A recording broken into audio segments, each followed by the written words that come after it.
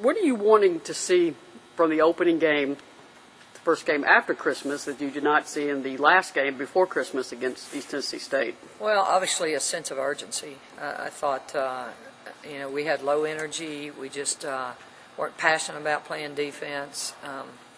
This team has got to eventually get it, and probably shorten our lineup. I think that's one way you can get players' attention, and also just have a better working unit. Just get the best 5 people and let them play and play and play. I mean, we got timeouts, and I think our substitution, and I blame myself.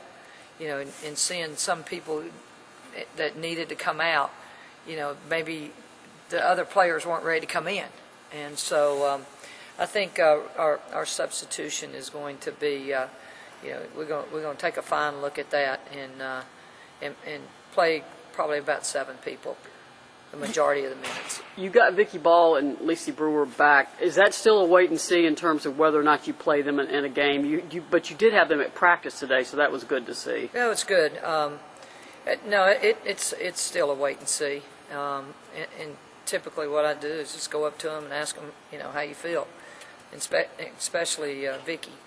I thought today I could tell that her knee was bothering her, and I just told her I said, just take yourself off the court. It's awfully cold today, too. It's ridiculous how cold it is in Pratt Pavilion.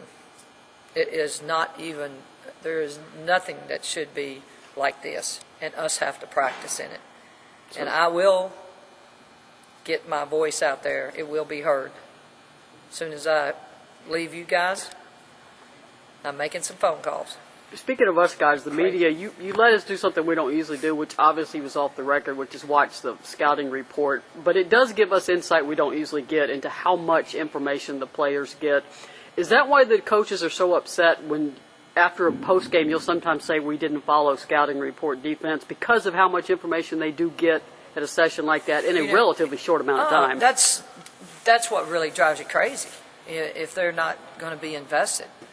And, they just think they're going to step over the line and win ball games.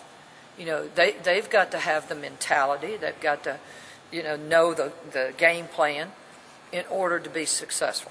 And then last thing, you mentioned shorten the rotation. You've obviously changed the starting lineup with Kelly, assuming that her hip is always a day-to-day thing, too. Glory Johnson still remains a big part of your plans, does she not, with her athleticism and abilities? Yeah, Glory's our best athlete. The thing that Glory hasn't done is invest in getting in the gym and getting a lot of shots up.